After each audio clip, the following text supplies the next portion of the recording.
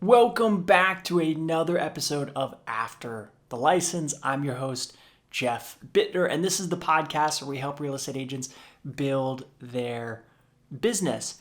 Today, we are going to talk about the importance of tracking numbers and tracking results in your business, especially if you're a new agent or even if you're a new agent.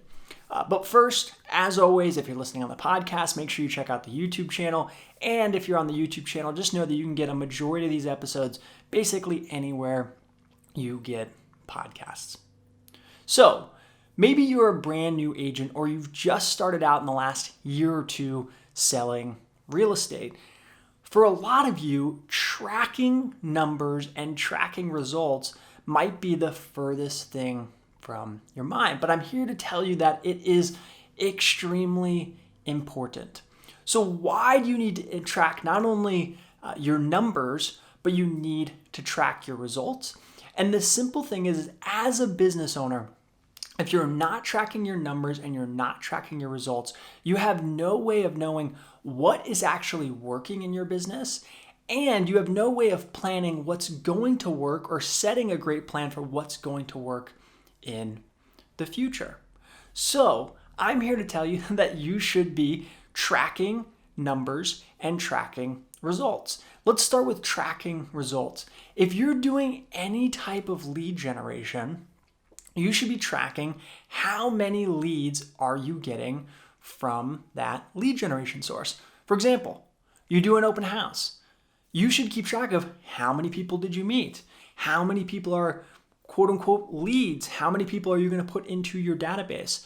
That way, when you do those open houses consistently and you wonder down the road, 3, 6, 9 months down the road, did I have any success with those open houses? You can go back and you can look.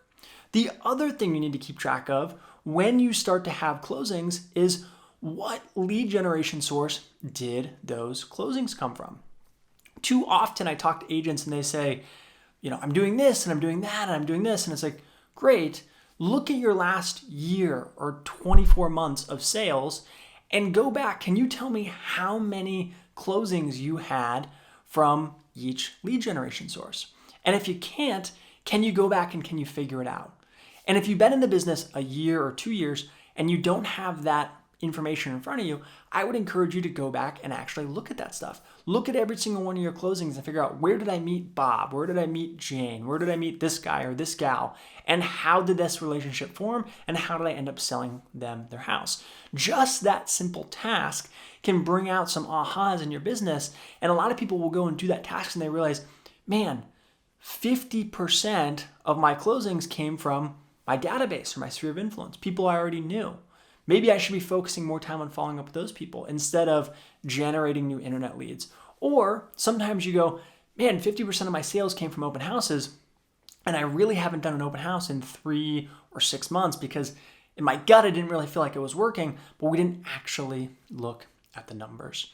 So tracking these things becomes really, really, really important. They say what you track and what you're accountable for ultimately grows. So if you can track how many leads you're getting, what lead generation source they came from, how many closings you're having, and what lead generation source you come from, your brain starts to figure out ways to increase those things.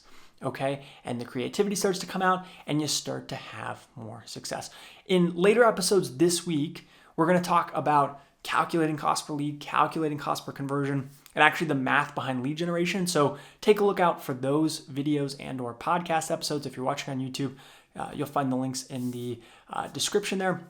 Also, while we're talking about it, our YouTube description has a lot of other great links. We've got a new Facebook group we're running and a few other things. So make sure you check out the description of the videos as well as hitting the thumbs up. But hopefully you are now on board with tracking your numbers, tracking your results, and we're going to dive more into this, but it becomes really important as you grow your real estate business. Guys, I hope this was helpful. As always, give us the thumbs up if you enjoyed this content, and we'll catch you next time.